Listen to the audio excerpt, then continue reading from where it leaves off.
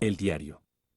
Hoy, 7 de abril de 1977, al año de mi retiro voluntario a la selva del Yucatán, una vez conocida la muerte de mi hermano, y al cuarto año de nuestro regreso del gran viaje, pido humildemente al Todopoderoso que me conceda las fuerzas y vida necesarias para dejar por escrito cuanto sé y contemplé, por la infinita misericordia de Dios, en Palestina. Es mi deseo que este testimonio sea conocido entre los hombres de buena voluntad, creyentes o no, que, como nosotros, caminan a la búsqueda de la verdad. Sé desde hace más de un año, como también lo supo mi hermano en el gran viaje, que mi muerte está cercana. Por ello, siguiendo sus reiteradas peticiones y los cada vez más firmes impulsos de mi propia conciencia, he procedido a ordenar mis notas, recuerdos y sensaciones. Espero que la persona o personas que algún día puedan tener acceso a este humilde y sincero diario hagan suya mi voluntad de permanecer, como mi hermano, en el más riguroso anonimato. No somos nosotros los protagonistas, sino él. No es fácil para mí resumir aquellos años previos a la definitiva puesta en marcha del gran viaje.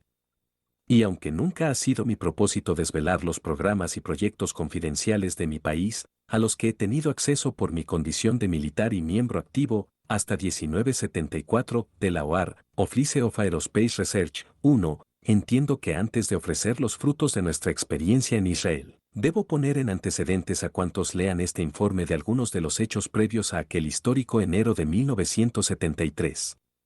Debo advertir igualmente que, dada la naturaleza del descubrimiento efectuado por nuestros científicos y las dramáticas consecuencias que podrían derivarse de una utilización errónea o premeditadamente negativa del mismo, mis aclaraciones previas solo tendrán un carácter puramente descriptivo. Como he mencionado antes, no es el medio lo que importa en este caso, sino los resultados que gozosamente tuvimos a bien alcanzar. Descargo así mis escrúpulos de conciencia y confío en que algún día, si la humanidad recupera el perdido sentido de la justicia y de los valores del espíritu, sean los responsables de este sublime hallazgo quienes lo den a conocer al mundo en su integridad. Fue en la primavera de 1964 cuando, confidencialmente y por pura casualidad, llegó hasta mis oídos la existencia de un ambicioso y revolucionario proyecto, auspiciado por la AFOS y la Force 2 y en el que trabajaba desde hacía años un nutrido equipo de expertos del Instituto de Tecnología de Massachusetts. Yo había sido seleccionado en octubre de 1963, con otros 13 pilotos de la USAF, para uno de los proyectos de la NASA. En mi calidad de médico e ingeniero en física nuclear, y puesto que seguía perteneciendo a la OAR, me encomendaron un trabajo específico de supervisión del llamado vial o vehículo para la investigación del aterrizaje lunar. En la mencionada primavera de 1964, dos de estas curiosas máquinas voladoras, en las que se iniciaron los primeros ensayos para los futuros alunizajes del proyecto Apolo, llegaron al fin al lugar donde yo había sido destinado, el Centro de Investigación de Vuelos de la NASA, en la base de Edwards, de las Fuerzas Aéreas Norteamericanas, a 80 millas al norte de Los Ángeles. UNOLAOAR es la Oficina de Investigación Aeroespacial. Nota del traductor. DOSAFOS y AFOR son las siglas de la Air Force Office of Special Investigations, Oficina de Investigaciones Espaciales de la Fuerza Aérea, y de la Air Force Office of Scientific Research, Oficina de Investigación Científica de la Fuerza Aérea, respectivamente. N del T. En aquel paisaje desolado, en pleno corazón del desierto Mojave, permanecí hasta últimos de 1964, en que concluyeron con éxito las pruebas preliminares de vuelo de los Vial. No tengo que repetir que aquellas pruebas y otros proyectos, en especial los de la USAF, habían sido calificados como altamente secretos. El ingreso en el recinto de la base y en el de las experiencias en particular era limitado al personal especialmente acreditado. Durante meses conviví con otros candidatos a astronautas, oficiales, científicos y técnicos, todos ellos en posesión de la Top Secret Security Clearance 1, llegando a mis oídos un fantástico proyecto, la Operación Swivel, Eslabón. Una vez finalizado mi trabajo en Edwards, la NASA estimó que debía incorporarme al Centro Marshall de Vuelos Espaciales. Mi verdadera vocación ha sido siempre la investigación. Concretamente, el joven mundo de la teoría unificada de las partículas elementales. Sin embargo, mis inquietudes en aquel mes de diciembre de 1964 discurrían por otros derroteros. Los costos de la NASA habían empezado a dispararse y el Centro Marshall trabajaba día y noche para encontrar nuevos sistemas o fuentes de energía que abaratasen las costosas baterías químicas de los proyectos Explorer, Mercury y Géminis. Una semana antes de Navidad, y por motivos de mi trabajo, tuve que volar nuevamente a la base de Edwards. Durante uno de los almuerzos con el personal especializado conocí al nuevo jefe del proyecto Swivel, el general, un hombre sereno y de brillante inteligencia, que supo escuchar pacientemente mis disquisiciones y lamentos sobre la miopía mental de algunos altos cargos de la NASA, que habían rechazado una y otra vez mis sugerencias sobre la necesidad de sustituir las anticuadas baterías químicas por células de carburante o por baterías atómicas. El general pareció interesarse por algunos de los detalles de las pilas atómicas y yo, lo reconozco, me desbordé, saturándole con la lluvia de datos e información en torno a las excelencias del plutonio 238, del curio 244 y del prometio 147. Antes de retirarse de la mesa, el general me hizo una sola pregunta: ¿quiere trabajar conmigo? Gracias al cielo, mi respuesta fue un fulminante: sí. De esta forma, en enero de 1965 abandonaba definitivamente la NASA para incorporarme al módulo de experiencias de la USAF en Mojave. Yo había conocido buena parte de los científicos y militares que se afanaba en aquel fantástico proyecto durante mi anterior etapa en la base de Edwards. Esto facilitó las cosas y mi definitiva integración en la operación Swivel fue rápida y total. Durante los primeros meses, mi papel, de acuerdo con los deseos del general que me había contratado y al que de ahora en adelante llamaré con el nombre supuesto de Curtis, se centró en una frenética investigación en torno a un sistema auxiliar de abastecimiento de energía mediante una batería atómica llamada SNAP 9A, que son las siglas de Systems for Nuclear Auxiliary Powers 2. En esas fechas, el proyecto había superado ya las primeras y obligadas fases de experimentación. Estas habían tenido lugar, siempre en el más férreo de los secretos, entre 1959 y 1963. Nunca supe, y tampoco me preocupó en exceso, quién o quienes habían sido los promotores o descubridores del sistema básico que había permitido concebir semejante aventura. En algunas de mis múltiples conversaciones con el general Curtis, este insinuó que, aunque en el equipo inicial habían participado algunos de los veteranos científicos del proyecto Manhattan, que dio a luz la bomba atómica, el cambio de criterios en relación con la naturaleza de las mal llamadas partículas elementales o subatómicas procedía de Europa. Al parecer, y a través de la CIA, las Fuerzas Aéreas norteamericanas habían recibido, procedentes de Europa Occidental, una serie de documentos en los que se hablaba de un brusco cambio de 180 grados en la interpretación de la física cuántica. En esencia, ya que no es mi intención aquí y ahora alargarme excesivamente en cuestiones puramente técnicas, ese sistema básico que había impulsado la operación consistía en el descubrimiento de una entidad elemental generalizada en el cosmos, en la que la ciencia no una autorización para tener acceso a determinados secretos que afectan a la defensa nacional en los Estados Unidos. N. Del T. 2 Sistema de energía nuclear auxiliar. Fueron utilizados, en efecto, por la NASA y el AS para usos espaciales. Estas baterías de isótopos radiactivos pueden producir varios centenares de vatios de electricidad durante periodos superiores a un año. N del T había reparado hasta ese momento y que ha resultado, y resultará en el futuro, la piedra angular para una mejor comprensión de la formación de la materia y del propio universo. Esa entidad elemental que fue bautizada con el nombre de Swivel puso de manifiesto que todos los esfuerzos de la ciencia por detectar y clasificar nuevas partículas subatómicas no eran otra cosa que un estéril espejismo. La razón, minuciosamente comprobada por los hombres de la operación en la que trabajé, era tan sencilla como espectacular: un Swivel tiene la propiedad de cambiar la posición u orientación de sus hipotéticos ejes, uno transformándose así en un Swivel diferente. El descubrimiento dejó perplejos a los escasos iniciados, arrastrándolos irremediablemente a una visión muy diferente del espacio, de la configuración íntima de la materia y del tradicional concepto del tiempo. El espacio, por ejemplo, no podía ser considerado ya como un continuo escalar en todas direcciones. El descubrimiento del swivel echaba por tierra las tradicionales abstracciones del punto, plano y recta. Estos no son los verdaderos componentes del universo. Científicos como Gauss, Riemann, Belyaev y Lobachevsky habían intuido genialmente la posibilidad de ampliar los restringidos criterios de Euclides, elaborando una nueva geometría para un espacio. En este caso, el auxilio de las matemáticas salvaba el grave escollo de la percepción mental de un cuerpo de más de 3 dimensiones. Nosotros habíamos supuesto un universo en el que los átomos, partículas, etc., forman las galaxias, sistemas solares, planetas, campos gravitatorios, magnéticos, etc. Pero el hallazgo y posterior comprobación del swivel nos dio una visión muy distinta del cosmos. El espacio no es otra cosa que un conjunto asociado de factores angulares, integrado por cadenas y cadenas de swivels. Según este criterio, el cosmos podríamos representarlo no como una recta, sino como un enjambre de estas entidades elementales.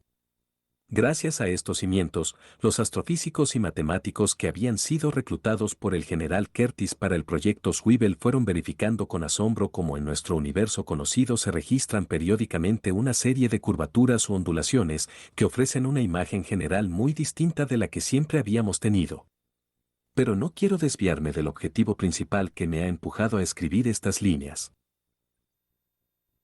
A principios de 1960, y como consecuencia de una más intensa profundización en los Weevils, uno de los equipos del proyecto materializó otro descubrimiento que, en mi opinión, marcará un hito histórico en la humanidad, mediante una tecnología que no puedo siquiera insinuar. Esos hipotéticos ejes de las entidades elementales fueron invertidos en su posición.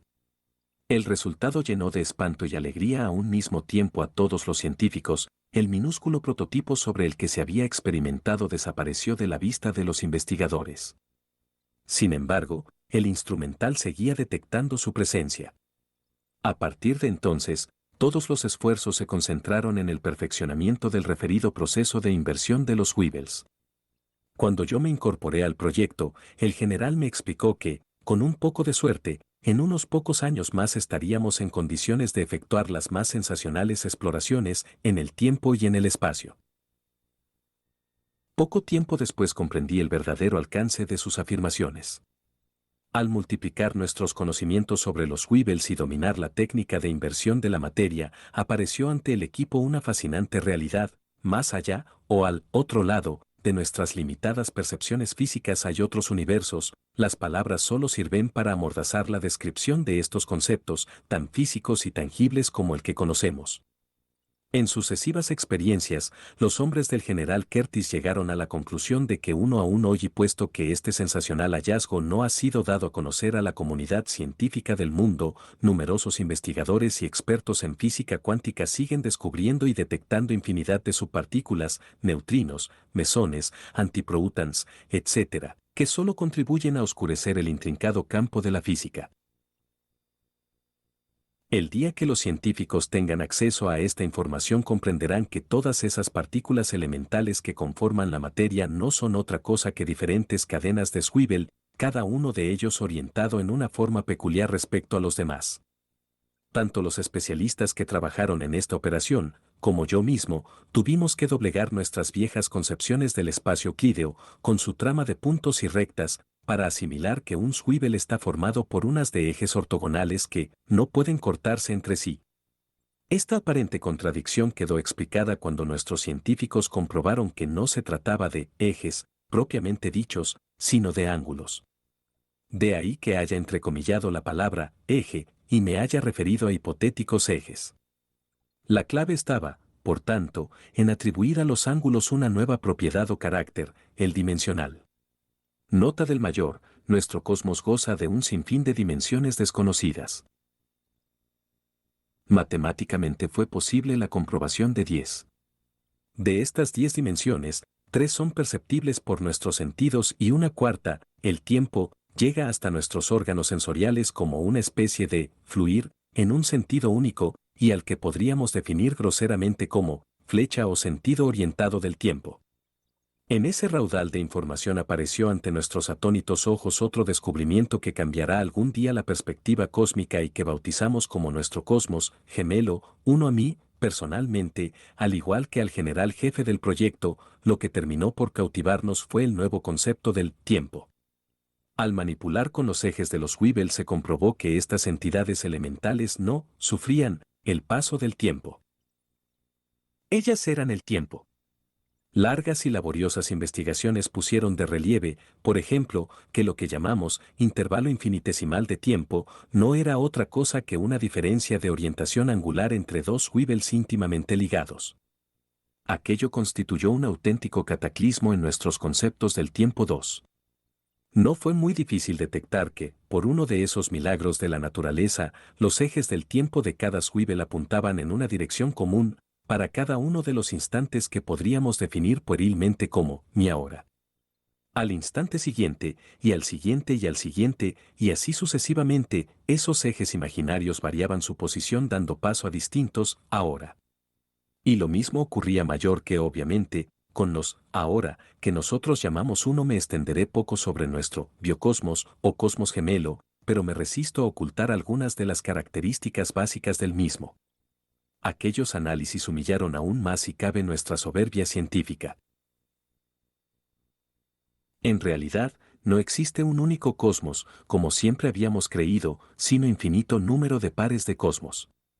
La diferencia fundamental detectada entre los elementos de uno y otro, los nuestros, por ejemplo, estriba en que sus estructuras atómicas respectivas difieren en el signo de la carga eléctrica y que nuestros científicos han llamado y siguen llamando incorrectamente materia y antimateria. Nuestro cosmos gemelo, por ejemplo, presenta las siguientes diferencias. 1. En sus átomos, la corteza está formada por electrones positivos orbitales y su núcleo por antiprotons, protones negativos. 2. Jamás podrán ponerse en contacto ambos cosmos. Tampoco tiene sentido pensar que puedan superponerse ya que no los separan relaciones dimensionales. No hay distancias ni simultaneidad en el tiempo. 3. Ambos cosmos poseen la misma masa y el mismo radio, correspondiente a una hiperesfera de curvatura negativa. 4. Cada uno goza de singularidades distintas, es decir, en nuestro cosmos gemelo no hay el mismo número de galaxias ni aquellas poseen la misma estructura que las nuestras. No hay, por tanto, otro planeta Tierra gemelo. 5. Ambos cosmos fueron creados simultáneamente, pero sus flechas del tiempo no tienen por qué estar orientadas en el mismo sentido.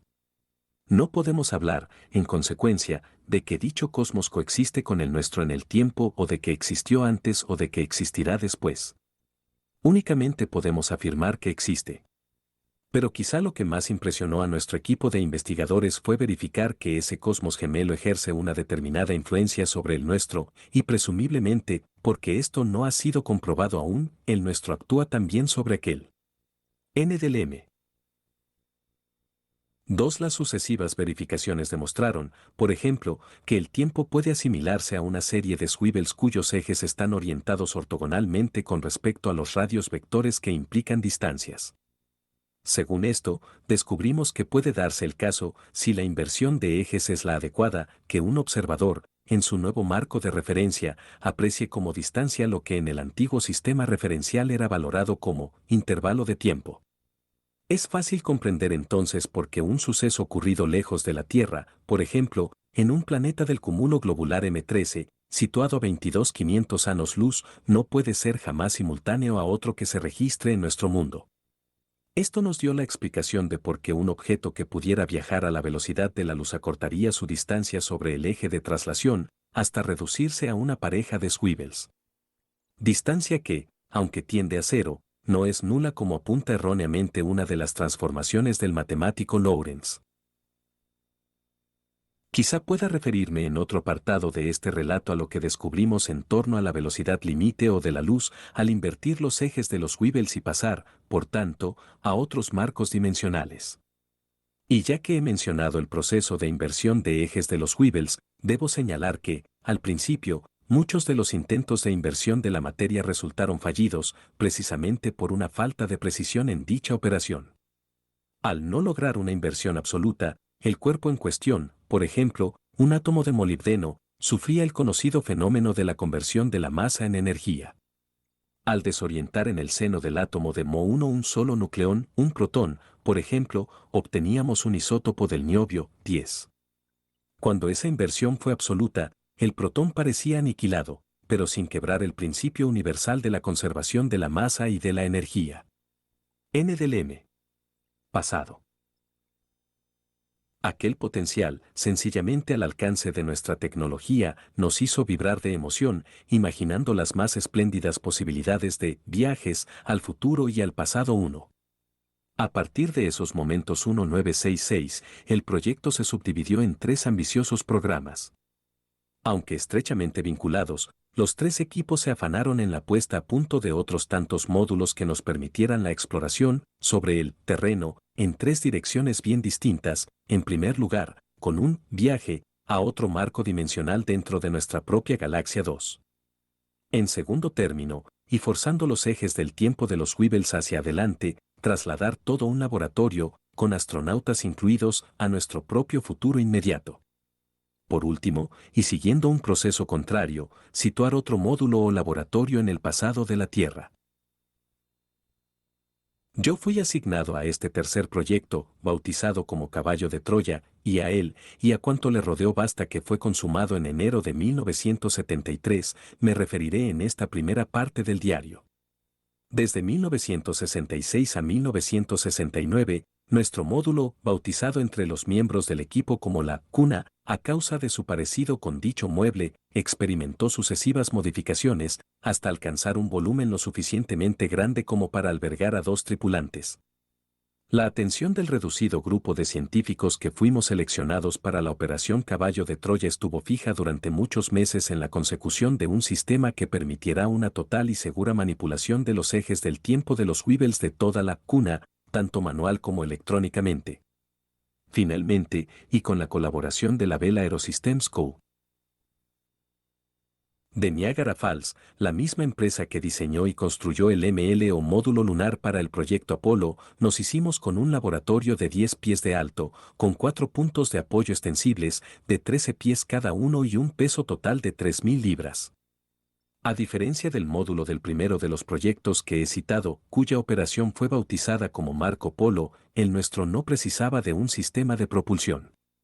La operación de inversión de todas las subpartículas atómicas de la cuna, incluido el recinto geométrico del mismo, sus ocupantes y la totalidad de los gases, fluidos, etc., que lo integran, podía efectuarse en seco, es decir, sin que el habitáculo y sus pies de sustentación tuvieran que uno. Aunque ya he hecho una ligera alusión a este trascendental descubrimiento, trataré de señalar algunas de las líneas básicas en lo que a esta nueva definición de intervalo de ese tiempo se refiere. Como he dicho, nuestros científicos entienden un intervalo de tiempo, t, como una sucesión de desnivels cuyos ángulos difieren entre 51 cantidades constantes. Es decir, consideremos en un swivel los 4 ejes, que no son otra cosa que una representación del marco tridimensional de referencia y que no existen en realidad, en otras palabras, que son tan convencionales como un símbolo aunque sirven al matemático para fijar la posición del ángulo real. Si dentro de ese marco ideal oscila el ángulo real, imaginemos ahora un nuevo sistema referencial de los ángulos, cada uno de los cuales forma 90 grados con los 4 anteriores. Este nuevo marco de acción de un ángulo real y el anteriormente definido, definen respectivamente espacio y tiempo. Observemos que los ejes rectores, que definen espacio y tiempo, poseen grados de libertad distintos. El primero puede recorrer ángulos espacio en 3 orientaciones distintas, que corresponden a las 3 dimensiones típicas del espacio. El segundo está condenado a desplazarse en un solo plano. Esto nos lleva a creer que 2 Weebles cuyos ejes difieran en un ángulo tal que no exista en el universo otros Weeble cuyo ángulo esté situado entre ambos, definirán el mínimo intervalo de tiempo. A este intervalo, repito, lo llamamos instante. N del M. 2. Como he expresado anteriormente, no puedo sugerir siquiera la base técnica que conduce a la mencionada inversión de todos y cada uno de los ejes de los Weebles, pero puedo adelantar que el proceso es instantáneo y que la aportación de energía necesaria para esta transformación física es muy considerable. Esa energía necesaria puesta en juego hasta el instante en que todas las subpartículas sufren su inversión, es restituida íntegramente, sin pérdidas, retransformándose en el nuevo marco tridimensional en forma de masa. Los experimentos previos demostraron que, inmediatamente después de ese salto de marco tridimensional, el módulo se desplazaba a una velocidad superior, sin que el cambio brusco de la velocidad, aceleración infinita, en el instante de la inversión fuera acusado por el vehículo. Este procedimiento de viaje, como es fácil adivinar, hace inútiles los restantes esfuerzos de los ingenieros y especialistas en cohetería espacial, empeñados aún en lograr aparatos cada vez más sofisticados y poderosos, pero siempre impulsados por la fuerza bruta de la combustión o de la fisión nuclear. Quizá ahora se empiece a entender por qué no puedo ni debo extenderme en los pormenores técnicos de semejante descubrimiento. Al llevar a cabo estos saltos o cambios de marco tridimensionales observamos con desconcierto que, en el nuevo marco, la velocidad límite o velocidad de la luz, 299.792,4580 más menos 0,0012 kilómetros por segundo, cambiaba notablemente.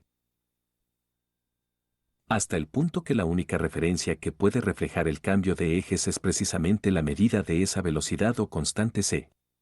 Tendremos así una familia de valores, C0, C1, C2, C3. C, que se extiende desde C0 igual a 0, velocidad de la luz nula, a 100 igual a infinito, cada una representando a un sistema referencial definido. N del M. Moverse del lugar elegido.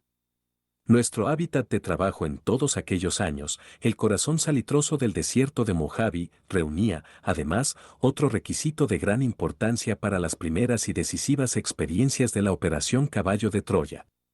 Los informes geológicos nos tranquilizaron sobremanera al asegurarnos que aquella zona, a pesar de hallarse en el filo de la placa tectónica norteamericana, de gran actividad telúrica, no había sufrido grandes cambios desde finales del período Jurásico, hace más de 135 millones de años, cuando se produjo la llamada perturbación nevadiana.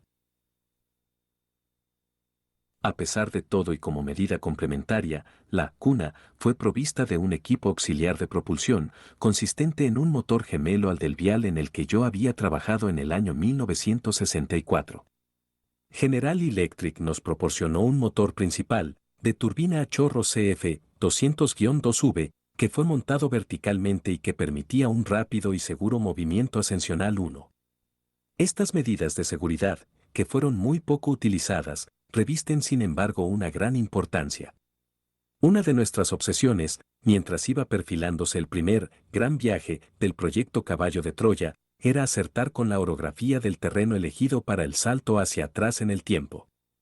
Si nuestros informes técnicos erraban en lo que a la configuración física y geológica del punto de contacto se refería, la inversión de los ejes del tiempo de los Weevils podía resultar catastrófica.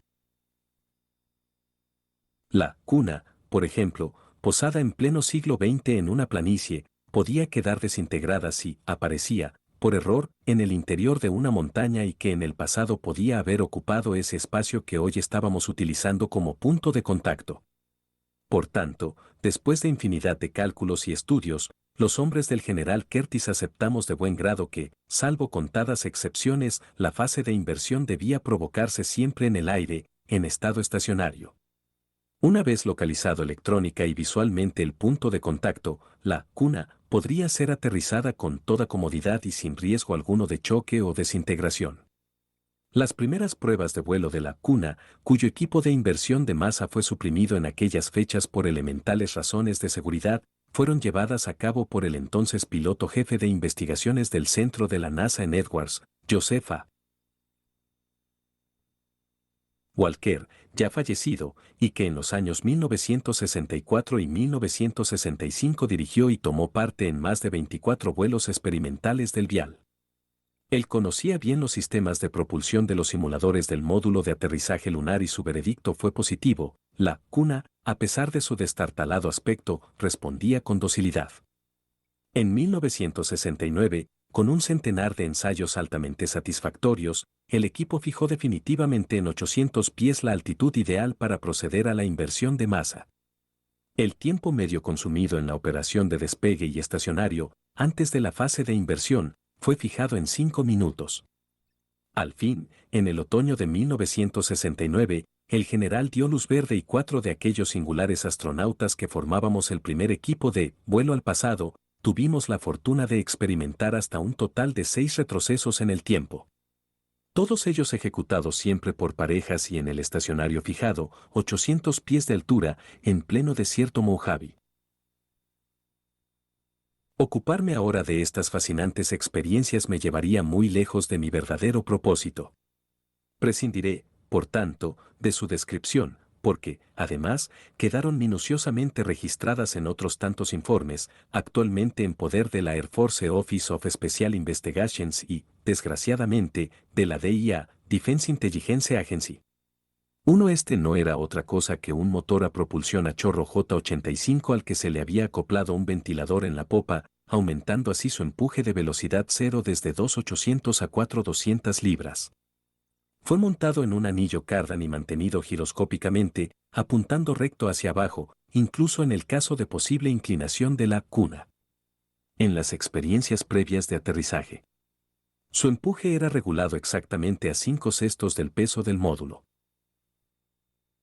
La restante sexta parte del peso del habitáculo completo fue sostenido por otros 2 cohetes auxiliares ascensionales, regulables, de peróxido de hidrógeno de 500 libras de empuje máximo cada uno. Fueron montados en la estructura principal de la cuna, pudiendo inclinarse con el vehículo. 8 pequeños motores cohete, también propulsados por peróxido de hidrógeno, controlaban la posición de la cuna. Cada cohete de posición podía ser accionado por una válvula selenoidal individual del tipo de intervalos. Como si se tratase de un pequeño avión, el piloto podía controlar el cabeceo por medio del movimiento proa popa y el bamboleo por el movimiento derecha-izquierda de una palanca. La cuna iba provista, incluso, de pedales que proporcionaban el control de guiñada, tanto la palanca como los pedales fueron conectados eléctricamente con las válvulas selenoidales. NDLM. Si apuntaré, no obstante, que el delicado sistema de retroceso y ajuste de los ejes del tiempo de los Weevils en las fechas programadas por el equipo resultaron asombrosamente precisos, gracias a la revolucionaria red de computadores 1 que había servido desde un comienzo para la localización de los Weevils y que fueron incorporados al sistema de inversión de masa. Como es natural, de poco hubiera servido aquel gigantesco esfuerzo si nuestra tecnología no hubiera sido capaz de modificar los haces de los Weevils y concretamente los ejes del tiempo forzándolos a los nuevos ángulos. La red de ordenadores, por un complejo procedimiento, llegó a afinar ese traslado de los ejes y, en definitiva, del módulo mayor que con un error de más o menos 2 horas en las fechas deseadas. Y al fin llegó el gran día. El general Curtis nos convocó a una reunión de urgencia. Los hombres de la Operación Caballo de Troya, siempre bajo el mando de Curtis, perfilaron media docena de viajes, a cual más fascinante. Sin embargo, la lógica y un estricto sentido del orden hacían poco recomendable la puesta en marcha de varios proyectos a un mismo tiempo. Había que decidirse por una primera exploración, sin relegar por ello al olvido el resto de las proposiciones. Tras muchas horas de debate, y por unanimidad, la cumbre de científicos y especialistas, en sesión de urgencia en la base de Edwards, eligió 3 momentos de la historia de la humanidad como posibles e inmediatos candidatos para una elección final. Era el 10 de marzo de 1971. Los 3 objetivos en cuestión fueron los siguientes: 1 marzo-abril del año 30 de nuestra era. Justamente, los últimos días de la pasión y muerte de Jesús de Nazaret. Segundo, el año 1478. Lugar, Isla de Madera. Objetivo, tratar de averiguar si Cristóbal Colón pudo recibir alguna información confidencial por parte de un predescubridor de América sobre la existencia de nuevas tierras, así como sobre la ruta a seguir para llegar hasta ellas.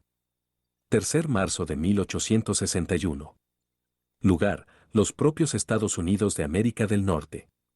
Objetivo, conocer con exactitud los antecedentes de la Guerra de Secesión y el pensamiento del recién elegido presidente Abraham Lincoln.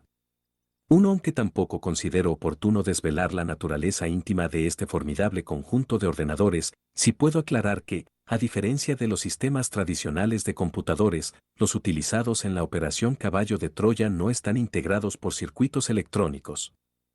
Es decir, por tubos de vacío, componentes basados en el estado sólido, tales como transistores o diodos sólidos, conductores y semiconductores, inductancias, etc. Sino por unos órganos integrados topológicamente en cristales estables llamados amplificadores nucleicos. Su característica principal es que en ellos no se amplifican las tensiones o intensidades eléctricas como en los amplificadores comunes, sino la potencia. Una función energética de entrada inyectada al amplificador nucleico es reflejada en la salida en otra función analíticamente más elevada. La liberación controlada de energía se realiza a expensas de la masa integrada en el amplificador, y el fenómeno se verifica dimensionalmente a escala molecular. En el proceso intervienen los suficientes átomos para que la función pueda ser considerada macroscópicamente como continua. En cuanto a la estructura básica de estos superordenadores, y también con carácter puramente descriptivo, puedo decir lo siguiente: los computadores digitales usados corrientemente utilizan generalmente una memoria central de núcleos magnéticos de ferrita y diversas unidades de memoria periférica, de cinta magnética, discos, tambores, varillas con banda helicoidal, etc. Todas ellas son capaces de acumular, codificados magnéticamente, un número muy limitado de bits, aunque siempre se hable de cifras de millones de dígitos. Las bases técnicas, en cambio, de los ordenadores del proyecto Caballo de Troya, basados en el titanio, son distintas. Sabemos que la corteza electrónica de un átomo puede excitarse, alcanzando los electrones diversos niveles energéticos que llamamos cuánticos. El paso de un estado a otro lo realiza liberando o absorbiendo energía cuantificada que lleva asociada una frecuencia característica. Así, un electrón de un átomo de titanio puede cambiar de estado en la corteza, liberando un fotón, pero en el átomo de titanio, como en otros elementos químicos, los electrones pueden pasar a varios estados emitiendo diversas frecuencias. A este fenómeno lo denominamos espectro de emisión característico de este elemento químico, que permite identificarlo por valoración espectroscópica. Pues bien, si logramos alterar a voluntad el estado cuántico de esta corteza electrónica del titanio, podemos convertirlo en portador, almacenador o acumulador de un mensaje elemental, un número. Si el átomo es capaz de alcanzar, por ejemplo, 12 o más estados, cada uno de esos niveles simbolizará o codificará un guarismo del 0 al 12. Pero una simple pastilla de titanio consta de billones de átomos. Podemos imaginar, pues, la información codificada que será capaz de acumular. Ninguna otra base macrofísica de memoria puede comparársele. De momento, no me es lícito explicar cómo conseguimos la excitación de esos átomos del titanio. N del M. Cada uno de los proyectos había sido preparado exhaustivamente hasta en sus más mínimos detalles. Yo encabezaba y defendí enconadamente el segundo de los viajes. A través de numerosas lecturas y contactos con expertos de la Universidad de Yale, había llegado al convencimiento de que Colón no fue el primer descubridor de las tierras americanas y aquella era una magnífica oportunidad de conocer la verdad. Pero, tanto el viaje a la Guerra de Secesión como a la isla portuguesa de Madera terminaron por ser aparcados, en beneficio del primero, el traslado en el tiempo al año 30 de nuestra era.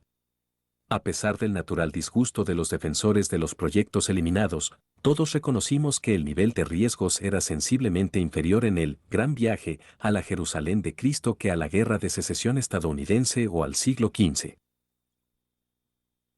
En el caso de la exploración en tiempos de Lincoln, los astronautas elegidos podían correr evidentes peligros físicos y ni el general Curtis ni el resto de los componentes de la Operación Caballo de Troya estábamos dispuestos a poner en juego la seguridad de nuestros hombres. En cuanto al viaje que yo propugnaba, la falta de precisión en la fecha exacta en que el prenauta pudo arribar con su carabela a la isla de Madera fue determinante. Nuestra aportación histórica, aunque rigurosa, arrojaba un inevitable margen de error 1. Como un solo hombre, a partir de aquella decisiva y final determinación, los 61 miembros del equipo Caballo de Troya, de exploración al pasado, nos volcamos en la puesta a punto de la que iba a ser nuestra primera aventura oficial en el tiempo.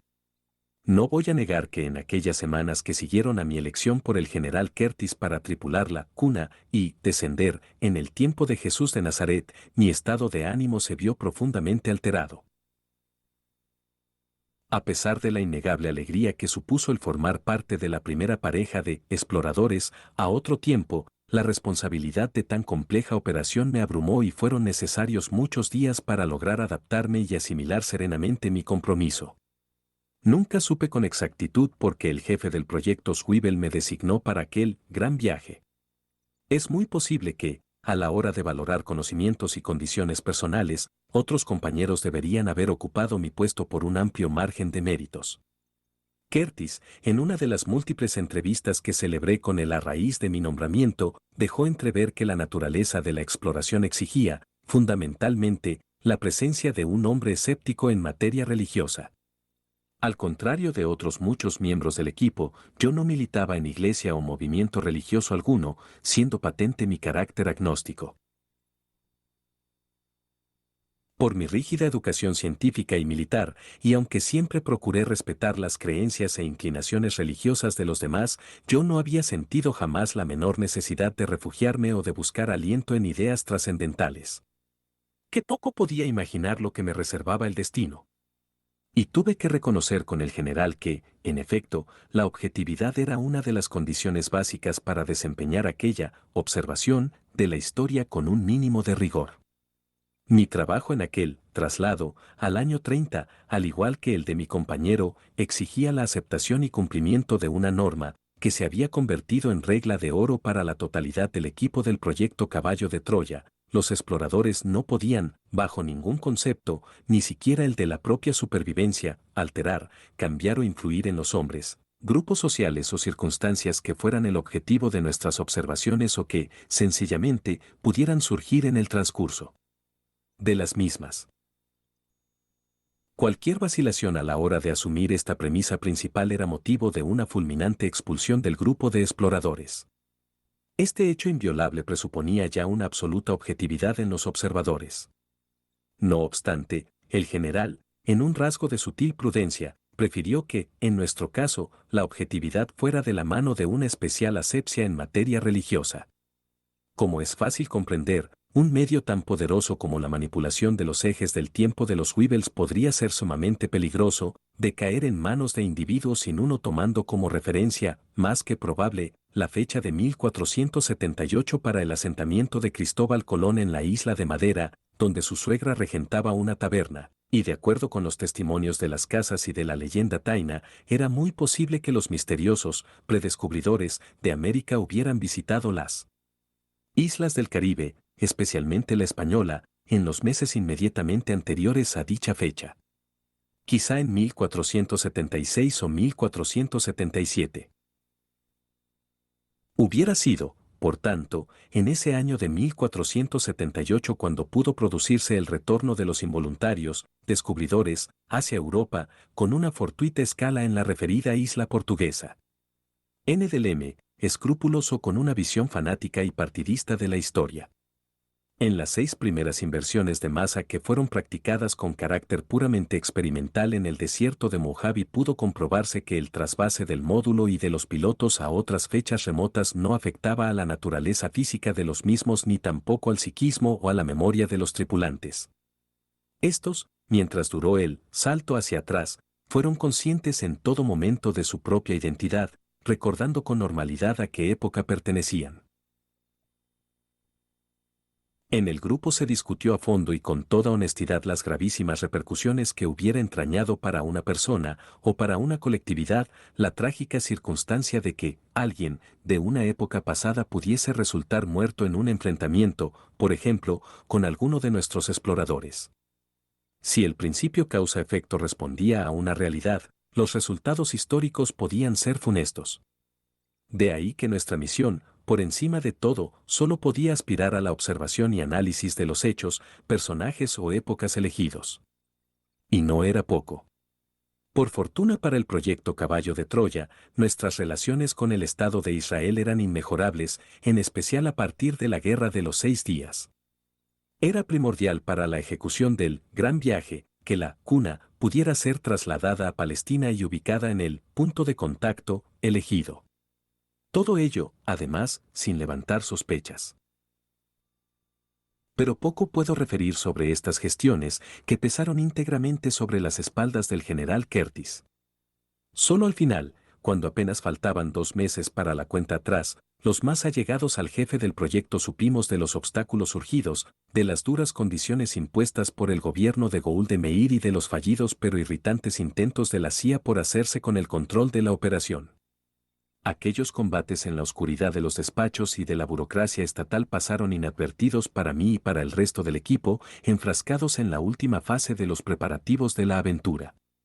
Ahora doy gracias al cielo por esta supina ignorancia. El resto de 1971, así como la casi totalidad de 1972, mi centro de operaciones cambió notablemente. Durante esos 2 años, mi tiempo se repartió entre el pueblecito de Malula, la Universidad de Jerusalén y la base de Edwards. La operación Caballo de Troya contemplaba 2 fases perfectamente claras y definidas. Una primera, en la que el módulo sufriría el ya conocido proceso de inversión de masa, forzando los ejes del tiempo de los Weevils hasta el día, mes y año previamente fijados.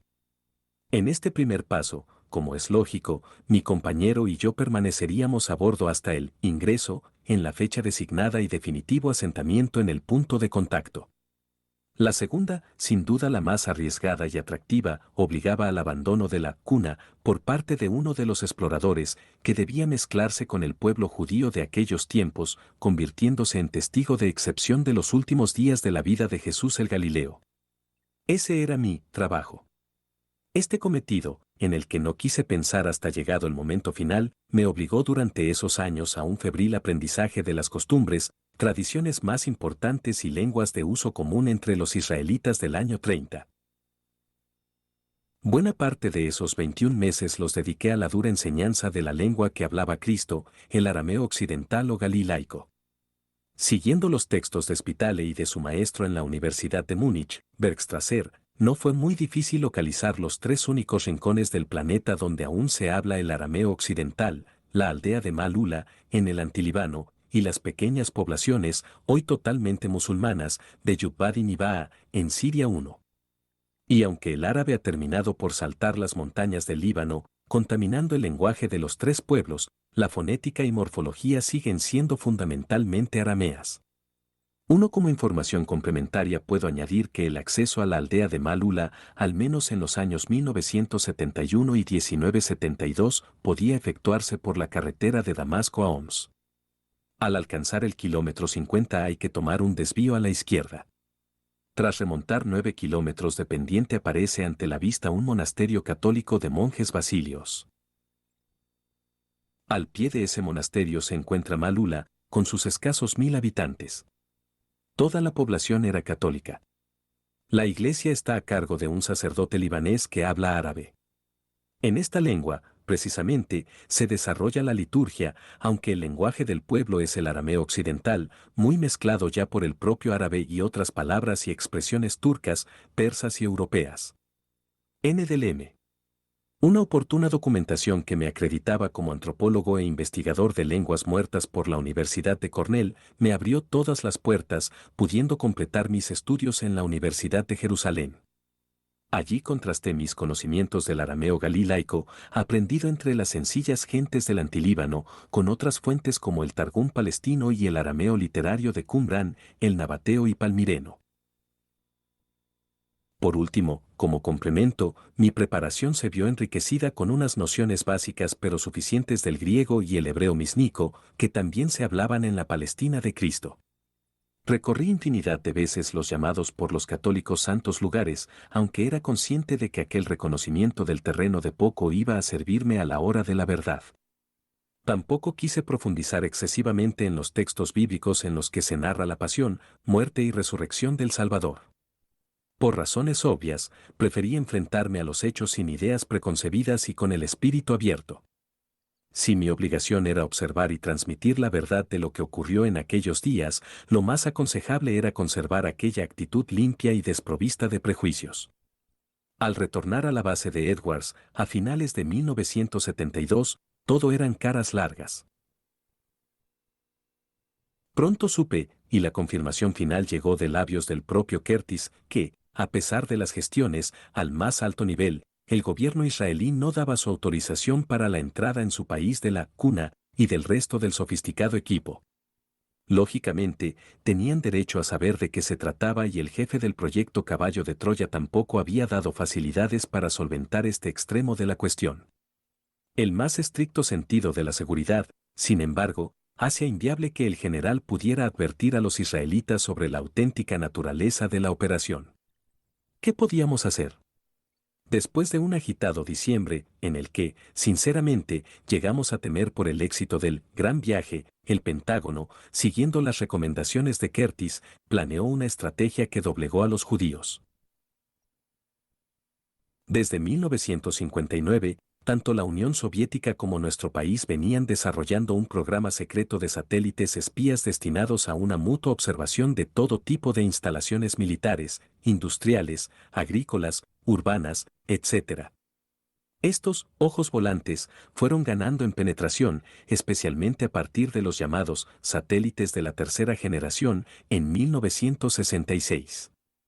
En una cuarta generación, el Pentágono, con la colaboración de empresas especializadas en fotografía, la Eastman Kodak, la AITEC Corporation y la Perkin-Elmer, había conseguido situar en órbita un nuevo modelo de satélite, la serie Big Bird, cuyo instrumental era capaz de fotografiar, a 150 kilómetros de altura, los titulares del periódico de un hombre que estuviera sentado en la Plaza Roja de Moscú. A pesar de la gran reserva del National Reconnaissance Office, un departamento especializado y responsable de este tipo de informaciones, con sede en el propio Pentágono, algunas de las características del Big Bird terminaron por filtrarse entre los servicios de inteligencia de otros países. El gobierno de Golda Meir había presionado en numerosas ocasiones para que la precisa red de nuestros satélites espías pudiera proporcionarles información gráfica de los movimientos de tropas, asentamiento de rampas, nuevas construcciones, etc., de los países árabes.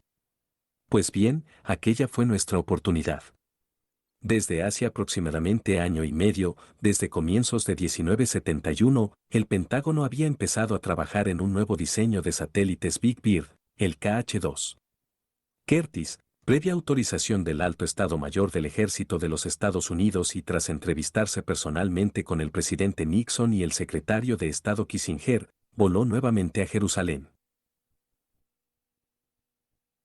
Esta vez se ofreció a la primer ministro, Golda Meir, y a su ministro de la Guerra, el legendario Moshe Dayan, una explicación satisfactoria. Dentro del más riguroso de los secretos, Estados Unidos deseaba colaborar con el país amigo, Israel, montando un laboratorio de recepción de fotografías para sus Big Bird. De esta forma, los judíos podían disponer de un rápido y fiel sistema de control de sus enemigos y mi país, de una nueva y estratégica estación, que ahorraba tiempo y buena parte de la siempre engorrosa maniobra de recuperación de las 8 cápsulas desechables que portaba cada satélite y que eran rescatadas cada 15 días en las cercanías de Hawái. Desde un punto de vista puramente militar, la operación resultaba, además, de gran interés para los Estados Unidos, que podían así fotografiar a placer franjas tan inestables, políticamente hablando, como las de las fronteras de la URSS con Irán y Afganistán y otras zonas de Pakistán y del Golfo Pérsico, pudiendo recibir cientos de negativos en la nueva estación propia, la israelita, a los 3 minutos de haber sobrevolado dichas áreas 1. Gracias a este sutil engaño, el general Curtis y parte del equipo del proyecto Caballo de Troya conseguían aterrizar a primeros de enero de 1973 en Tel Aviv. Para evitar sospechas, y de mutuo acuerdo con el Mossad, servicio de inteligencia israelí, la USAF acondicionó un avión jumbo, en el que habían sido eliminados los asientos, cargando en sus cabinas 10 toneladas de instrumental altamente secreto. Del falso reactor de pasajeros, camuflado, incluso, con los distintivos de la compañía judía El Al, descendió un nutrido grupo de aparentes y pacíficos turistas norteamericanos. Era el 5 de enero. Lo que nunca supieron los sagaces agentes del servicio de inteligencia israelí es que mezclada con el material para la estación de recepción de fotografías vía satélite, viajaba también nuestra cuna. El plan de Curtis era sencillo. En un minucioso estudio elaborado en Washington por el Service Communication Instruction for Reporting Vital Intelligence Sightings, 2, con la colaboración del Departamento Cartográfico del Ministerio de la Guerra de Israel, La instalación de la red receptora de imágenes del Big Bear debía efectuarse en un plazo máximo de 6 meses, a partir de la fecha de llegada del material. Los especialistas debían proceder, en una primera etapa, a la elección del asentamiento definitivo. Los militares habían designado 3 posibles puntos: la cumbre del Monte Olivete o de los Olivos, a escasa distancia de la ciudad santa de Jerusalén, los altos del Golán, en la frontera con Siria, o los macizos graníticos del Sinaí. Astutamente, el general Curtis había hecho coincidir la primera de las posibles ubicaciones de la estación receptora con nuestro punto de contacto para el gran viaje. Mucho antes de que el gobierno de Gould Meir obstaculizara la marcha de nuestra operación, los especialistas del proyecto Caballo de Troya habían estimado que el referido Monte Olivete era la zona apropiada para la toma de tierra de la Cuna. Su proximidad con la aldea de Betania y con Jerusalén la habían convertido en el lugar estratégico para el descenso. Y aunque los israelitas mostraron una cierta extrañeza por la designación de aquella colina como la primera de las 3 bases de experimentación, parecieron bastante convencidos ante las explicaciones de los norteamericanos. Israel se veía envuelto aún en numerosas escaramuzas con sus vecinos, los egipcios y sirios. De haber iniciado la instalación de la estación receptora por el Sinaí o por el Golán, los riesgos de destrucción por parte de la aviación enemiga hubieran sido muy altos. Era necesario ganar tiempo y, sobre todo, adiestrar a los judíos en el manejo de los equipos con un amplio margen de seguridad y sin sobresaltos. Una vez localizado el asentamiento ideal, verificados los numerosos controles e instruidos los israelitas, el laboratorio entraría en la fase operativa, compartido siempre por ambos países. Eso suponía, según todos los indicios, un plazo de tiempo más que suficiente para nuestro trabajo. Los judíos, en suma, aceptaron con excelente sumisión los consejos de los norteamericanos y colaboraron estrechamente en el transporte y vigilancia de los equipos. Los hombres de la Operación Caballo de Troya estaban de acuerdo desde mediados de 1972 en que el punto de contacto debía ser la pequeña plazoleta que encierra la mezquita octogonal llamada de la Ascensión del Señor. El alto muro que rodea la reliquia de la época de las cruzadas era el baluarte perfecto para esquivar las miradas de los curiosos. Curtis, con el resto del grupo, habían previsto hasta los más insignificantes detalles. La experiencia fue fijada la serie de satélites artificiales Big Bird o Gran Pájaro, y en especial el prototipo KH-2, pueden volar a una velocidad de 25.000 km por hora, necesitando un total de 90 minutos para dar una vuelta completa al planeta. Como esta oscila ligeramente durante ese lapso de tiempo, 22 grados, 30 minutos, el Big Bird sobrevuela durante la vuelta siguiente una banda diferente de la Tierra y vuelve a su trayectoria original al cabo de 24 horas. Si el Pentágono descubre algo de interés, el satélite puede modificar su órbita, alargando el tiempo de revolución durante algunos minutos y haciéndolo descender a órbitas de hasta 120 kilómetros de altitud. Una diferencia de 1 grado y 30 minutos, por ejemplo, cada día, permite cubrir cada 10 días una zona conflictiva, sobrevolando todas sus ciudades y zonas de interés militar. Posteriormente, el Big Bird es impulsado hasta una órbita superior. N del M. 2 instrucciones de comunicación para informar avistamientos vitales de inteligencia. N del T, inexcusablemente para el día 30 de enero de 1973. Era el momento perfecto por varias razones. En primer lugar, porque el montaje de los equipos electrónicos de la estación receptora del Big Bird debería iniciarse entre el 20 y 25 de ese mismo mes de enero. En segundo término, porque, en esas fechas, la afluencia de peregrinos a los santos lugares experimentaría un notable descenso. Por último, porque el grupo deseaba honrar así la memoria de uno de los hombres más grandes de la humanidad, Mahatma Gandhi. Justamente en ese 30 de enero de 1973 se celebraría el 25 aniversario de su muerte. Por supuesto, la razón primordial era la primera. Caballo de Troya necesitaba una semana para el ensamblaje y chequeo general de la cuna.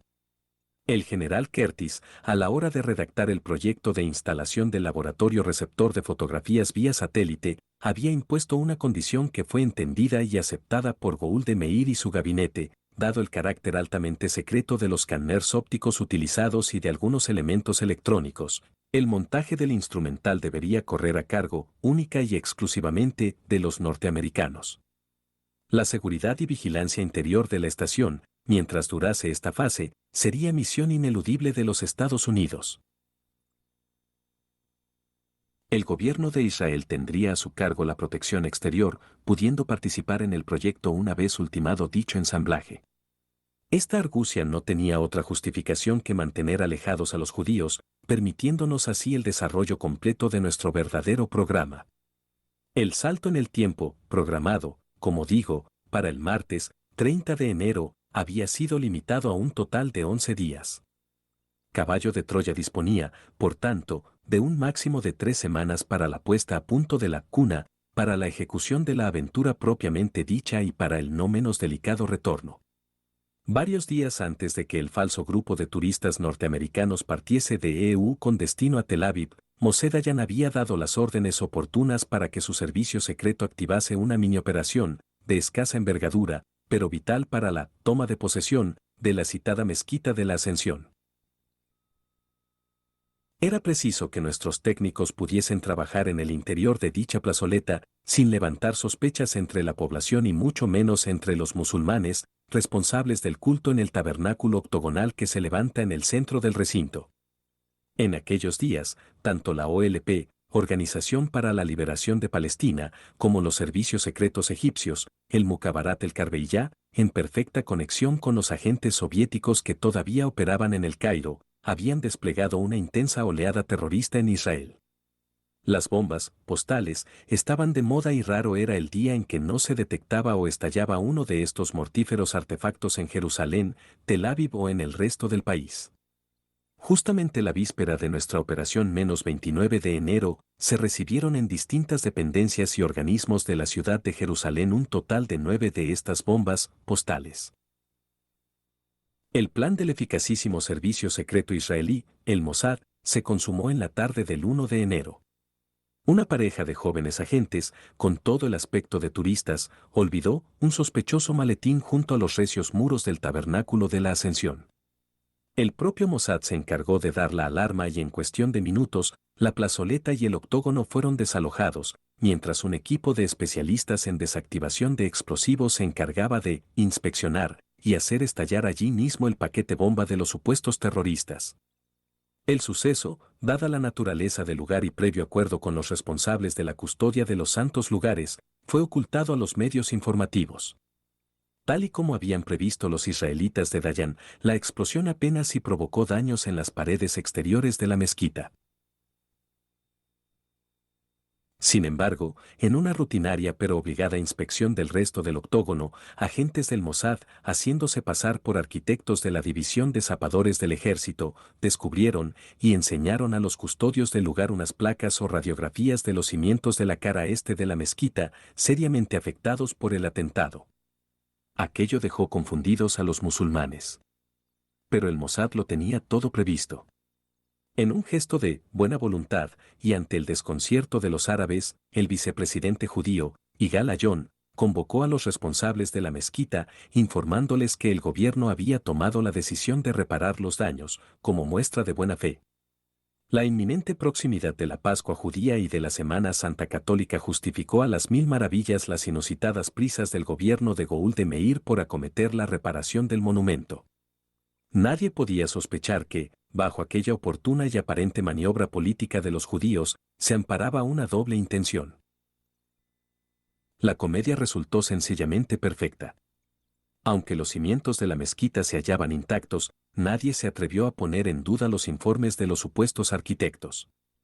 A las 48 horas de la explosión, una división especial, integrada por arqueólogos y expertos de la Universidad de Jerusalén, de la Escuela Bíblica y Arqueológica Francesa de la Ciudad Santa y del Museo de Antigüedades de Amán, inició los trabajos de excavación en torno al perímetro de la pequeña mezquita, ante el beneplácito de los árabes. Sinceramente, nunca supimos cómo el servicio secreto israelí se las ingenió para embarcar a dicho grupo en semejante labor de restauración. En algunos momentos, incluso, llegamos a sospechar que aquellos discretos y diligentes arqueólogos no eran otra cosa que hombres del Mossad. El caso es que, cuando el general Curtis y el resto del proyecto Caballo de Troya giramos una primera visita de inspección a la plazoleta de la Ascensión, los obreros habían abierto zanjas junto a la mezquita, levantando dos grandes barracones, uno a cada lado del octógono y de acuerdo con las medidas previamente facilitadas por Curtis al ejército de Dayan. Los 71 pies de diámetro de la plazoleta, cercada por un muro de piedra de otros 9 pies de altura, eran más que suficientes para nuestros propósitos y, por supuesto, para la instalación del laboratorio receptor de fotografías. Desde el 7 de enero, de una forma escalonada y aprovechando las constantes entradas y salidas de material, los israelitas y norteamericanos se las arreglaron para introducir en los barracones la totalidad del material secreto. Una semana después, con el lógico regocijo de Curtis y de la totalidad de los científicos y militares que habíamos tomado parte en el transporte del instrumental, todo estaba dispuesto para el supuesto ensamblaje de la estación receptora del Big Bear. Aquello significó un adelanto de casi 7 días en el programa. A partir del 15 de enero, el jefe del proyecto Caballo de Troya comunicó a las autoridades militares israelitas que los ingenieros norteamericanos se disponían a iniciar los trabajos de montaje del laboratorio y que, en consecuencia y de acuerdo con lo pactado, el acceso a los barracones quedaba rigurosamente prohibido a la totalidad del personal no americano. Los judíos se retiraron al exterior del recinto, manteniéndose, no obstante, un pasillo neutral por el que pudieran circular los arqueólogos, cuyo cometido no debía ser suspendido bajo ningún concepto. Si los árabes llegaban a intuir que aquellas obras de reparación de su mezquita no eran otra cosa que una tapadera para ocultar otros objetivos puramente militares, Caballo de Troya y la propia ubicación de la estación receptora se habrían visto en una situación muy comprometida. Los equipos de restauración, por tanto, prosiguieron con su misión a los pies de los muros del octógono, mientras nosotros desembalábamos el material, entregándonos a una frenética tarea de montaje de la cuna, pero la alegría del general y también la nuestra iban a sufrir un súbito revés.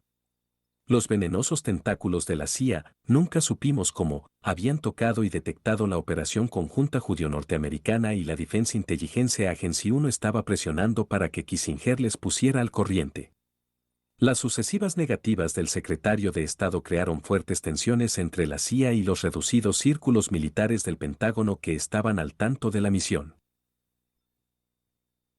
La situación fue tan insostenible que el general Curtis fue reclamado a Washington a fin de apaciguar los ánimos e intentar hallar una solución.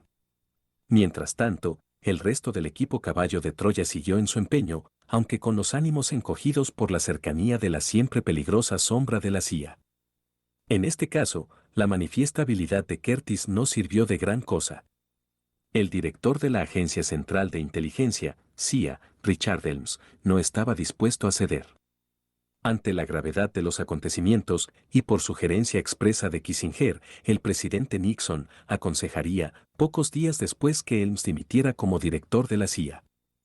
Con el fin de reforzar la confianza del Pentágono, el 4 de enero era designado el general e íntimo colaborador de Curtis, Alexander Haig, como vicejefe del Alto Estado Mayor del Ejército de los Estados, una agencia de inteligencia de la defensa.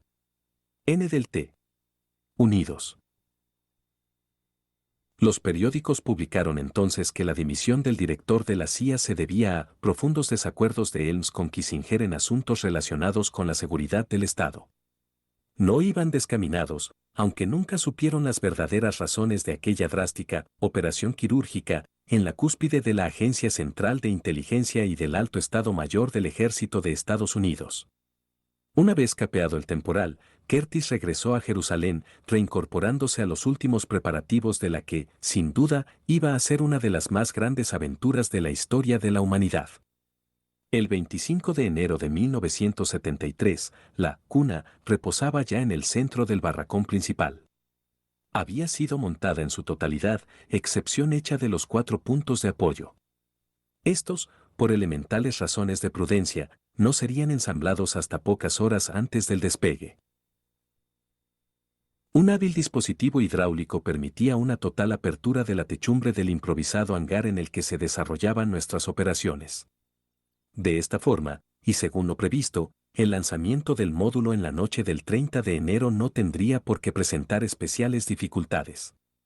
Supongo que la persona que lea este diario se preguntará cómo un artefacto de las características de nuestra cuna podía elevarse sobre el monte Olivete sin llamar la atención de la población y del ejército israelita. Mucho antes de poner en marcha esta operación, el proyecto Swivel había incorporado a sus módulos, como condición básica para todas o casi todas las misiones futuras, un sistema de emisión permanente de radiación infrarroja.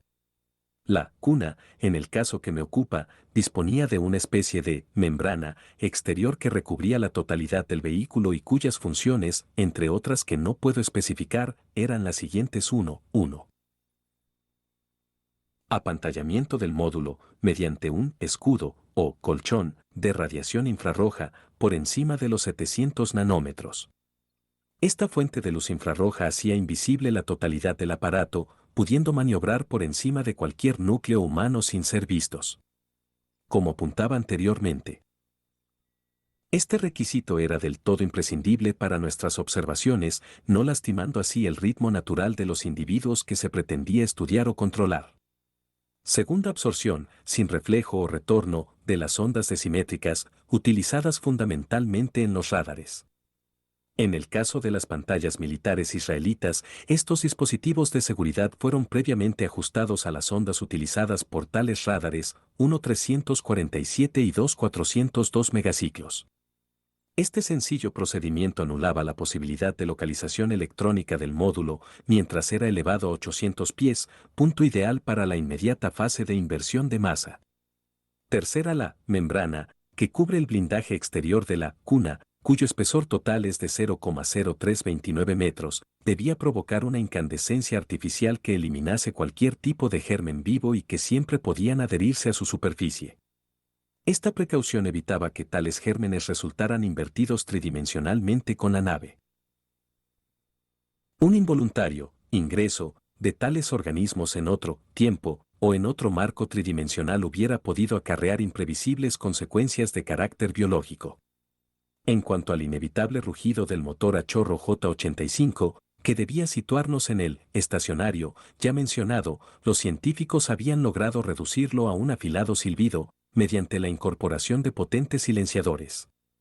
Como información puramente descriptiva puedo decir que dicha membrana o cubierta de la cuna posee unas propiedades de resistencia estructural muy especiales.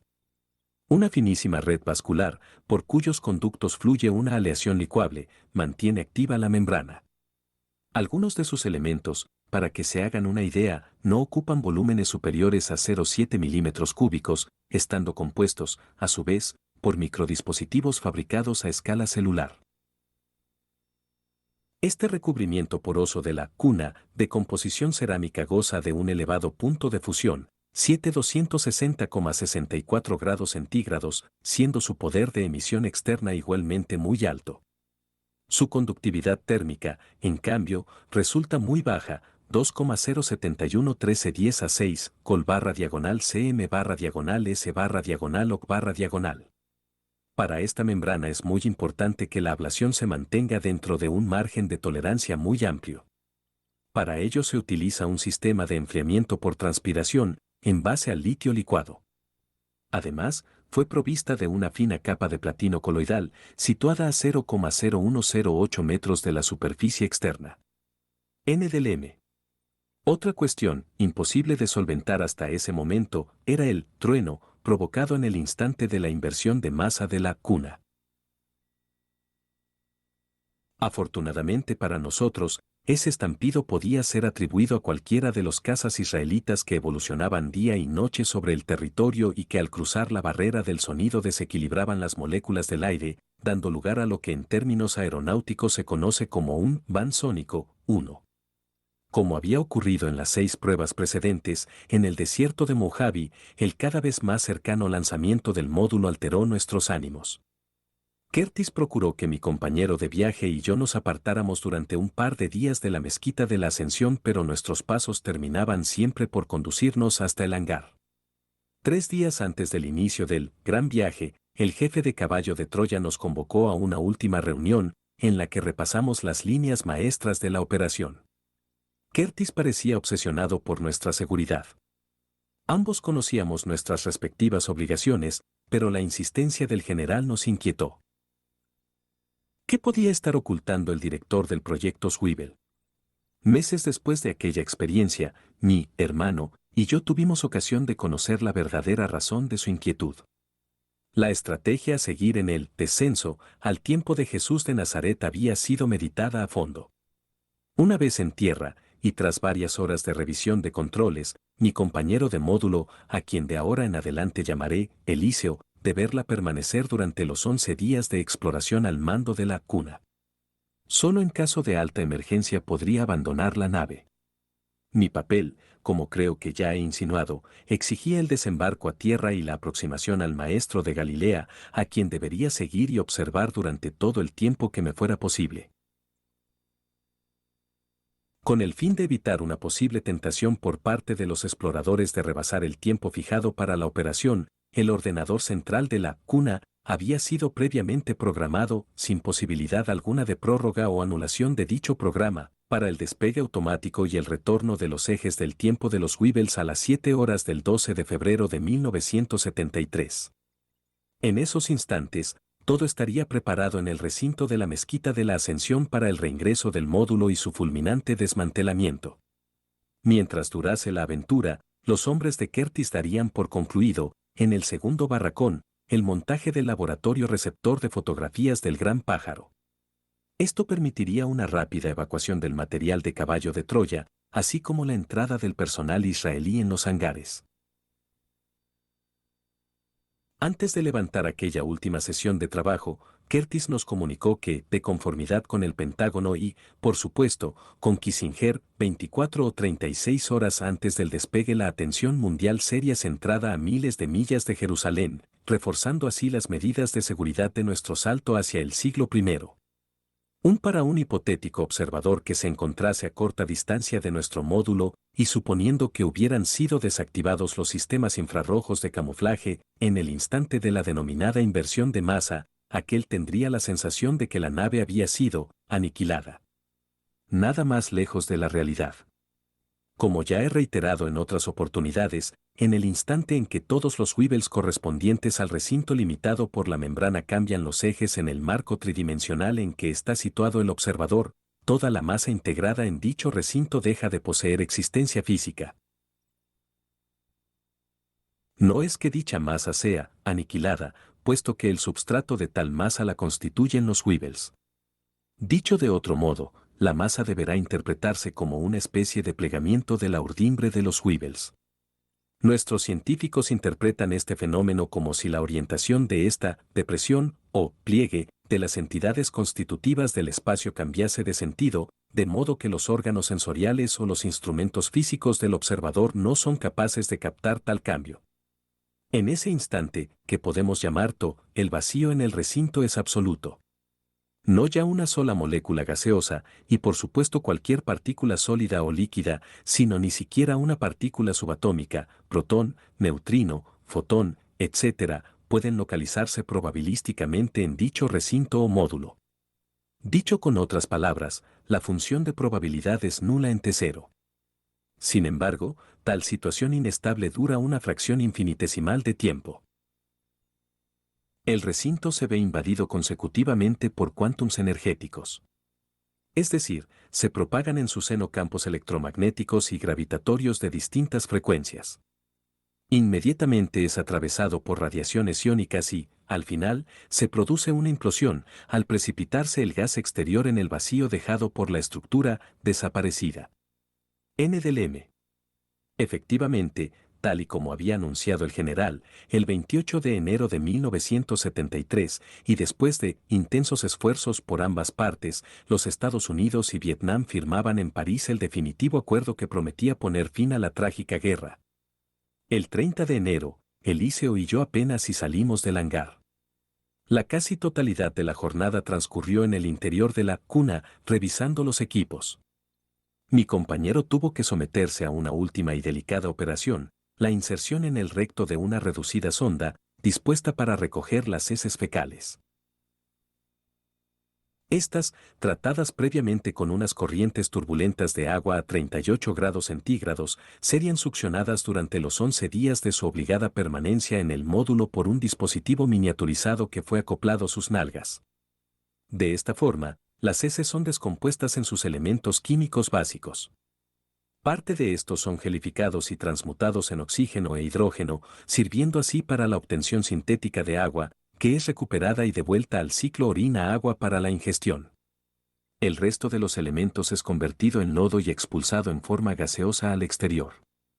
En mi caso, este dispositivo para la defecación no era aconsejable, ya que una de las normas básicas de conducta para los exploradores que debían trabajar en el exterior era la de portar el equipo mínimo imprescindible y siempre oculto a la vista de los posibles observadores. Si debía llevar, sin embargo, lo que en el argot de caballo de Troya llamábamos la piel de serpiente. Mediante un proceso de pulverización, el explorador cubría su cuerpo desnudo con una serie de distintos aerosoles protectores, formando una epidermis artificial y milimétrica, capaz de proteger zonas vitales tanto de una posible agresión mecánica como bacteriológica.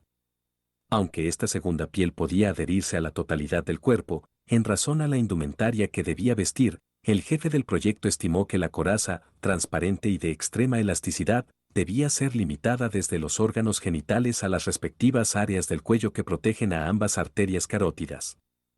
Este eficacísimo traje protector, que algún día resultará de gran utilidad a nuestros astronautas, submarinistas, etc. Puede resistir, a la manera de los anticuados chalecos antibala, impactos como el de un proyectil, calibre 22 americano, a 20 pies de distancia, sin interrumpir por ello el proceso normal de transpiración y evitando, como digo, la filtración a través de los poros de agentes químicos o biológicos.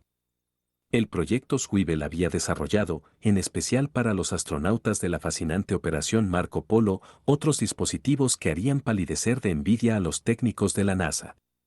He aquí algunos de los más sugestivos: los ojos y boca de los exploradores a otros marcos tridimensionales de nuestra galaxia pueden ir protegidos con un sistema absolutamente revolucionario. Los primeros, por ejemplo, van equipados con un sistema óptico formado por lentes de gas que, perfectamente controladas por un ordenador, permiten la adecuación de la visión tanto en un medio atmosférico adverso como en el vacío de los espacios siderales. Los oídos de los astronautas, por otra parte, pueden llevar incorporadas sendas cápsulas acústicas miniaturizadas, excitadas por un equipo receptor por ondas gravitatorias. Estos dispositivos sirven para transmitir cortos mensajes entre los componentes de un grupo o, como en nuestro caso, para sostener una permanente comunicación durante los 11 días que iba a durar la aventura. Gracias a estas cabezas de cerillas, fácilmente ocultas en el interior del oído, tanto Eliseo como yo pudimos saber el uno del otro, sin necesidad de cargar con incómodos aparatos de radio que hubieran quebrantado, por otra parte, la estricta pureza de la exploración. En cuanto a la alimentación, en el caso de viajes de larga duración, los astronautas son dotados de un doble tubo que conduce, por un extremo, a un dispositivo especial ubicado en la región lumbar y, por el otro, a un mecanismo sumamente frágil y sujeto al labio inferior. El tubo está preparado en su interior con una red de cilios mecánicos que impulsan lentamente unas cápsulas que encierran diversos alimentos concentrados. Estas son de sección elíptica y van protegidas por una delgadísima película gelatinosa muy soluble en la saliva. El párpado del astronauta, abierto y cerrado una serie secuencial de veces, envía una señal codificada al equipo de la zona lumbar y las cápsulas son impulsadas hasta la boca. La otra conducción transporta un suero nutritivo, con diferentes concentraciones reguladas. Por último, unas cápsulas alojadas en las fosas nasales generan oxígeno y nitrógeno, partiendo de transmutación del carbono puro.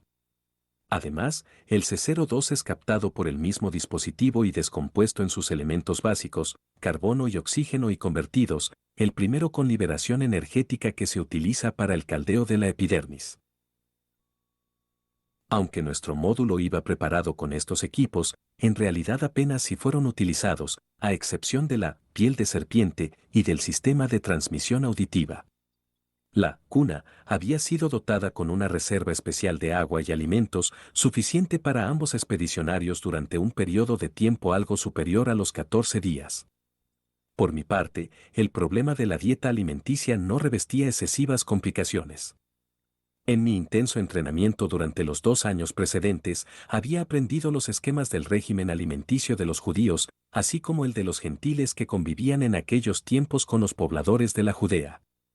Como extranjero, mi atuendo y costumbres habían sido fijados por caballo de Troya como los de un comerciante griego en vinos y madera. Sabía perfectamente cuáles eran mis limitaciones en este sentido. No obstante, en el supuesto de una emergencia, siempre existía el recurso por mi parte de un retorno al módulo. Mi única salida fuera del hangar fue al atardecer de aquel inolvidable martes. Sin saber por qué, sorteé el andamiaje de los arqueólogos que venían trabajando en la restauración de la mezquita y me introduje en el interior del octógono. Era extraño. Allí, solitario frente a las 3 pequeñas velas que alumbran la piedra en la que, según la piadosa imaginación de los peregrinos católicos, aún se ve la huella de un pie que se eleva, me pregunté por qué Caballo de Troya había elegido precisamente la mezquita de la Ascensión de Cristo a los cielos como nuestro punto de partida para aquella otra ascensión. En silencio, Eliseo y yo abrazamos a Curtis y al resto de los compañeros. No hubo muchas palabras en aquella despedida. Todos éramos conscientes del momento histórico que protagonizábamos y de los oscuros peligros que podían aguardarnos al otro lado. Hasta el 12 de febrero, murmuró el general con un punto de emoción en sus palabras. Suerte, añadieron los hombres de Caballo de Troya. Y a las 23 horas, GMT, hora Greenwich, la cuna comenzó a elevarse hacia un firmamento blanqueado por las estrellas. En 30 segundos alcanzamos la cota de 800 pies, llevando a cabo el estacionario del módulo. Todos los sistemas funcionaban según el plan previsto. Aunque nuestra nave no iba a viajar por el espacio, tal y como ocurriría meses después con los expedicionarios del proyecto Marco Polo, Eliseo y yo, siguiendo las especificaciones del jefe de la operación Swivel, teníamos la misión de probar uno de los trajes espaciales, especialmente diseñados para los procesos de inversión de ejes de los Swivels y para una mejor resistencia en las fortísimas aceleraciones 1. El gran viaje, al año 30 de nuestra era, como he citado oportunamente, no suponía un traslado físico por el espacio o por otros marcos tridimensionales, tal y como los humanos concebimos habitualmente los viajes. Sin embargo, en expediciones inmediatamente posteriores a la nuestra, como fue el caso de Marco Polo, los astronautas sí se vieron sometidos a la dinámica de estas fortísimas aceleraciones, alcanzando en algunos momentos hasta 245 metros por segundo cada segundo. Y aunque estos picos de gradientes en la función velocidad duraron fracciones de segundo, tanto la nave como el grupo de pilotos tuvieron que ser debidamente protegidos. No voy a entrar ahora en los pormenores de dicha aventura, pero sí resumiré, a título puramente descriptivo, algunas de las extraordinarias características de los trajes espaciales, probados por mi compañero y yo y que habían sido diseñados y desarrollados, en parte, por la Hamilton Standard Division de la United Aircraft, en Windsor Locks, Connecticut. Este traje consta de una membrana sumamente compleja que rodea periféricamente el cuerpo del astronauta, sin establecer contacto mecánico alguno con la piel del piloto. Ese espacio que media entre la superficie interna del traje espacial y la epidermis humana está rigurosamente controlado en función del grado de vasodilatación capilar de dicha piel, así como de su transpiración. De este modo, la temperatura corporal mantiene su valor normal, permitiendo al viajero desarrollar su actividad física. Los componentes del medio interno son regulados en función de la información que brindan detectores de la actividad fisiológica de los aparatos respiratorio y circulatorio, así como de la epidermis. Los equipos de control fisiológico han sido dotados de sondas que verifican casi todas las funciones orgánicas sin necesidad de introducir dispositivos accesorios en el interior de los tejidos orgánicos. Desde la actividad muscular y la valoración de los niveles de glucosa y ácido láctico hasta el control de la actividad neurocortical, que suministra datos precisos sobre el estado psíquico del sujeto, así como toda la gama de dinamismos biológicos, son registrados y canalizados a través de casi 2,106 túneles o redes informativos. Un computador central las compara con patrones estándar, dictando las respuestas motrices correspondientes. Este traje va provisto, en el rostro del astronauta, de una ampliación, en forma troncocónica, que permite una visión natural o artificial. La base de dicho tronco, abarcable desde el ojo con un ángulo de 130 grados hexagesimales, se encuentra a una distancia de 23 centímetros. Se trata en realidad de una pantalla que permite la visión artificial, en casos concretos del viaje. Va provista en toda su superficie de unos 1607 centros excitables, capaces de radiar individualmente y con distintos niveles de intensidad, todo el espectro magnético, entre 3,9,014 ciclos por segundo. La visión binocular se consigue a las 23 horas y 3 minutos, el computador central accionaba electrónicamente el sistema de inversión axial de las partículas subatómicas de la totalidad de la cuna, así como de la capa límite de la membrana exterior, empujando los ejes del tiempo de los Weebles a unos ángulos equivalentes al retroceso deseado, 709-137 días. En otras palabras, al 30 de marzo del año 30. Décimas de segundo después de la sustitución de nuestro antiguo sistema referencial de 3 dimensiones por el nuevo tiempo, y según nos explicaron los hombres de caballo de Troya a nuestro regreso, una fortísima explosión se dejó sentir sobre la cumbre del Monte de los Olivos, con la consiguiente alegría de nuestros compañeros y el desconcierto de los israelitas.